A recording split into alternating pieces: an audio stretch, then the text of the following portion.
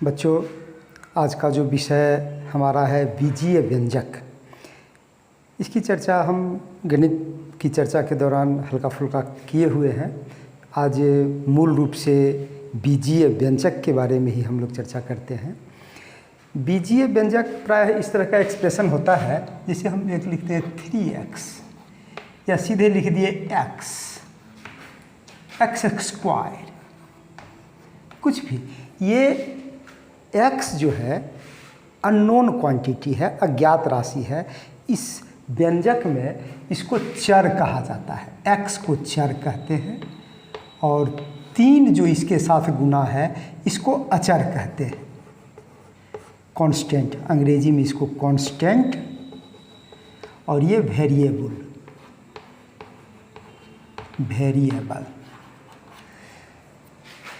कभी कभी अकेले है, जैसे ये अकेले है तो इसके साथ अचर जो है सो 1 गुना है। 1 तो सबके साथ गुना रहता है, तो 1x स्क्वायर 3x, इसमें 3 हमारा अचर है और ये चर है। इसको अचर इसलिए कहते हैं कि ये कांस्टेंट है, स्थिर है, नॉट वेरिएबल है।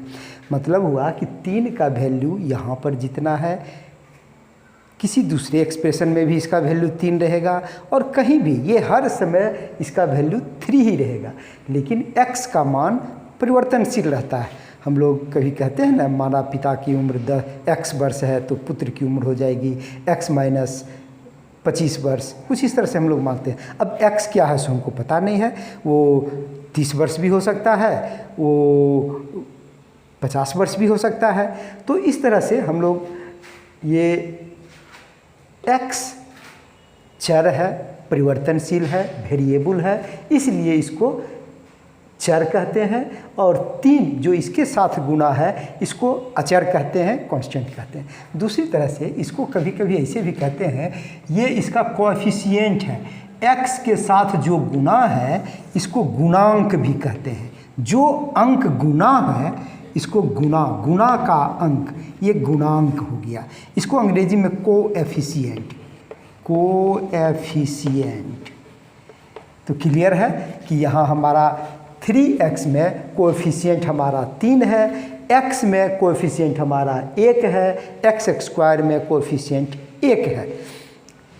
फिर इसी तरह से अगर हमारा है -7xy, एक है एक्सप्रेशन, एक बीजीय व्यंजक हुआ। बीजीय व्यंजक हुआ, ये अलजेब्रिक एक्सप्रेशन है। हम लिख दिए 8x³ y। सिमिलरली कुछ भी दे सकते हैं हम लोग। अब आप लोग समझ सकते हैं इसमें चर हमारा क्या है, x y। अचर क्या है, 7 है, -7 है। कोफिशिएंट हमारा -7 है। यहाँ कोफिशिएंट हमारा 8 है, अचर 8 है, चर x स्क्वायर और y है। तो बहुत सीधी सी बात है, इसमें कोई विशेष माथापच्ची भी नहीं करना है। हम लोग परिचय ले रहे हैं, और कोई भी चैप्टर का परिचय बहुत आसान होता है।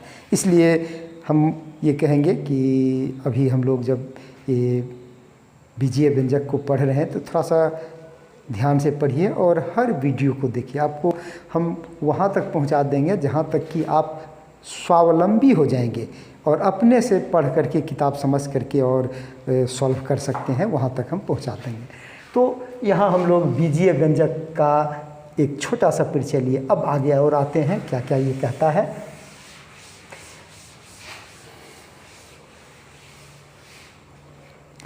बीजीय व्यंजक में अब आता है 1 पद 2 पद। हम सिर्फ x लिख दिए, एक ही पद है, हम लिख दिए x जोड़ y। क्लियर है। यहाँ हम 2x भी लिख सकते थे, यहाँ पर 3 4 कुछ भी जोड़ देंगे, वो कांस्टेंट रहता है। जैसे कि हम लिख दिए 3x + 5y + 3, ऐसा भी हम लोग लिख सकते हैं। अब देखिए इसमें एक पद है, ये हो गया एक पदी।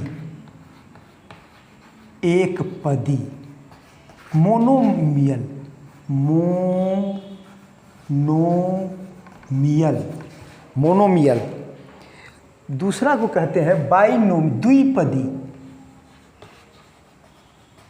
बाइनोमियल, बाय का मतलब होता है 2, बाइनोमियल। त्रिपदी, ट्राइनोमियल, और इस सब को एक साथ अंग्रेजी में नाम देते हैं पोलिनोमियल। 10 क्लास में आप जाएंगे, 10 क्लास में पढ़ना पड़ेगा पोलिनोमियल, बहुपद, बहुपद, बहुपद, पोलिनोमियल, ये पोलिनोमियल हो गया। एक भी पद है तो भी कहेंगे बहुपद। सुनने में उल्टा लग रहा है, अटपटा, लेकिन नहीं, एक पद भी है तो भी बहुपद के ही श्रेणी में आएगा। अब हम समझ गए हैं कि यहाँ एक पद, द्विपद में प्लस या माइनस के साथ दो गो एक्सप्रेशन जुड़ा हुआ रहेगा, दो गो चर अचर हमारा जुड़ा रहेगा, तो ये द्विपदी हो गया। ये त्रिपदी में एक कांस्टेंट भी जुड़ा हुआ है तो भी हम इसको द्विपदी, जैसे यहाँ पर हम लोग अगर इसको नहीं ऐसे कह के x+2 कह दिए, ये भी हमारा हो गया द्विपदी। ये भी ऐसा नहीं कि ये तो कांस्टेंट है, इसमें तो चर है ही नहीं, तो ये जो है सो एक पदी होगा, नहीं, ये भी हमारा द्विपदी हो गया। इसी तरह से यहाँ पर अगर सिर्फ 3 लिख दिए तो ये भी हमारा एक पदी में ही आएगा, अकेला 3, क्योंकि यहाँ x का पावर 0 है, x का पावर 0 1 होता है, तो ये भी हमारा एक पदी है, सिंपली x भी, और 3 भी हमारा एक पदी है, मोनोमियल है, मोनोमियल है। तो इस तरह से हम एक पदी, द्विपदी और त्रिपदी को समझ गए हैं। अब कुछ भी रहेगा, 4 पद, 5 पद, कुछ भी रहेगा, कितना भी टर्म रहेगा हमारे इस व्यंजक में, तो हम पहचान तो लेंगे ही। हम यह भी पहचान लेंगे कि इसके साथ इसका कांस्टेंट कितना, इसका कोएफिशिएंट कितना है, इसका कोएफिशिएंट कितना है, इसमें कांस्टेंट टर्म, इसको कांस्टेंट टर्म कहेंगे, कांस्टेंट, कांस्टेंट टर्म। इस पूरे पदी में, त्रिपदी में, ये हमारा चर हो गया, ये चर हो गया, और ये कांस्टेंट टर्म हो गया। इस चर में एक ये 3 हमारा कोएफिशिएंट हो गया, इस चर का गुणक हो गया कोएफिशिएंट, ये 5 हमारा कोएफिशिएंट हो गया, ये y हमारा चर हो गया, और ये हमारा कांस्टेंट हो गया। कांस्टेंट कभी कभी जुड़ा हुआ रहता है। तो क्लियर है, समझने में कोई दिक्कत नहीं है। पोलिनोमियल हम लोग समझ गए हैं। अब आते हैं एक, इस पर आगे चर्चा करते हैं, समान पद और असमान पद। चलिए चर्चा करते हैं, इसको आप लोग नोट कर लेंगे, अच्छा है, और एक बार दिमाग में बैठा लेना है। ये छोटी सी बात है, गणित पढ़ने वालों के लिए ये कोई ऐसा नहीं है कि आप हिस्ट्री के स्टूडेंट हैं और इसको रट रहे हैं कि एक पदी ऐसे होगा, 2 पदी ऐसे होगा, ऐसा कोई बात नहीं है। गणित एकदम हल्का लाइटली लीजिए, बिल्कुल जैसे कि हम लोग वार्तालाप करते हैं, बस, और समझ गए।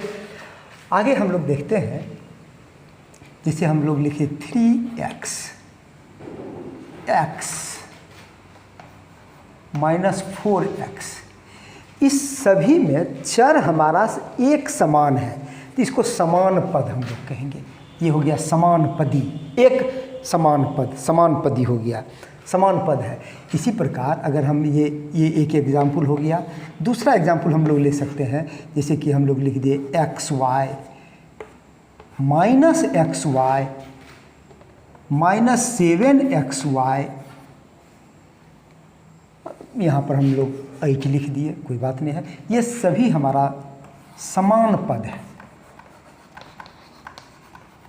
कुछ भी उदाहरण ले सकते हैं। अब आप सोचिए आप क्या कर सकते हैं, आप 1-2 एग्जाम्पल ले सकते हैं, अपने ले सकते हैं। चलिए कुछ भी ले सकते हैं। हम लिख दिए a²b। अब सब में a²b तो होगा ही, बाद में प्लस माइनस रहे सो उसकी बात है, देने वाले की बात है, लेकिन a²b सब में रहेगा। चलिए a²b सब में a²b। यहाँ हम 3 लिख दिए, यहाँ हम लोग -4 लिख दिए, यहाँ हम कुछ भी नहीं लिखे। हाँ, 0 नहीं लिखेंगे, 0 लिखेंगे तो फिर तो ये 0 हो गया, 0 नहीं लिखेंगे।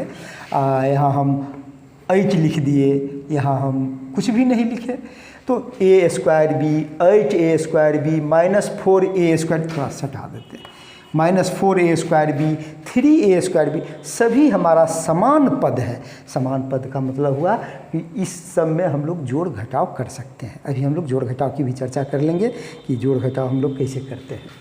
तो ये सभी हमारा हो गया समान पद। अब आते हैं असमान पद क्या होता है। अब इसमें जो नई टैली करेगा तो असमान पद हो गया, छोटी सी बात है, तर्क करने की बात है। एक बहुत बिगिनर इसको समझ जाएगा कि असमान पद किसको कहेंगे। चलिए कुछ एग्जाम्पल हम लोग ले लेते हैं असमान पद का। इसे हम लिखते हैं एक्स स्क्वायर वाई, फिर लिखते हैं एक्स वाई स्क्वायर, फिर लिखते हैं एक्स वाई। ये तीनों असमान पद, अब इसमें हम 4 जोड़ गुना कर दें, इसमें हम माइनस एक्स वाई लिख दें, इसमें हम माइनस 6 लिख दें, कुछ भी लिख दें, ये सब का सब असमान पद है, क्योंकि इसमें एक्स वाई किसी में नहीं है, इसमें कोई दूगो समान पद नहीं है। इसे 3-4 पद दे देगा और कहेगा कि समान पद ढूंढिए, तो हम कह देंगे कि इसमें तो कोई समान पद नहीं है। हम लोग एक एग्जाम्पल लेते हैं, A B, B C, C S, A B B C C A. चलिए हो गया, यहाँ हो गया 4, यहाँ हो गया माइनस, यहाँ हो गया -3। यह भी हमारा कोई समान नहीं है, इसलिए सब असमान है। ए बी कहीं नहीं है, बी सी कहीं नहीं है, सी ए मैंने ये चीज़ जो हमारा वेरिएबल है, जो हमारा चर राशि जो दिया हुआ है वो समान होना चाहिए। इसमें 2 ही रहे इसी बात नहीं है, 3-4 भी दे देंगे। जैसे हम लोग लिखते हैं X Y Z, X Y A, X Y B, कोई समान पद नहीं है। यहाँ 7 लिख दिए, -8 लिख, कुछ भी लिख दिए, यहाँ 9 लिख दिए, कोई भी एक्स वाई जेड कहीं नहीं है, ये सभी असमान पद हैं, असमान पद। एक बड़ी अच्छी बात आ गई दिमाग में, अब इसको आप बताएंगे, सोचेंगे दिमाग लगा के, X Y Z, Y Z X, Z X Y, क्या ये समान पद है या असमान पद है? मान लेते हैं इसमें 3 जोड़ गुना कर दिए, इसमें 4 गुना कर दिए, इसमें माइनस खाली गुना कर दिए, ये क्या समान पद है? निश्चित रूप से ये है समान पद, क्योंकि एक्स वाई जेड का मतलब होता है एक्स गुने वाई गुने जेड। बीज गणित में हम लोग चर्चा पहले भी कर चुके हैं, यदि x और y के बीच में कुछ नहीं है, जोड़ घटाव नहीं है, तो इसको हम समझ जाएंगे कि ये गुना है। तो x गुने y गुने z, ये 4 है, y z x, y गुने z गुने x, z गुने x गुने y, 3 अंक को अगर हम गुना करते हैं 3, 4, 5, तो ऑलवेज एक ही चीज़ आता है। इसलिए X Y Z, Y Z X और जेड एक्स वाई तीनों एक ही चीज़ है, खाली क्रम बदल दिए हैं, गुना करने का क्रम बदल दिए हैं। ये तीनों का तीनों समान पद है, इसको समझने में कभी गलती नहीं करेंगे। तो हम लोग बीजीय व्यंजक का परिचय समझ गए, समान पद असमान पद समझ गए, और हमको लगता है कि अब इस तरह का कुछ एग्जाम्पल आप खुद भी खोज करके बना सकते हैं और आपस में चर्चा कर सकते हैं। इस तरह का अलग अलग चीज़ एक्स वाई जेड है, ए बी सी लेकर के आप चर्चा कर सकते हैं। तो ठीक है, अगले दिन फिर इसका हम लोग जोड़ घटाव देखेंगे। और व्यंजक है क्या चीज़, ये आपको गणित का एक बहुत बड़ी समझ आपके अंदर लाएगा, अगर बीजीय व्यंजक को समझ रहे हैं तब। तो आज छोटी बात है, इसको समझ लीजिए। धन्यवाद।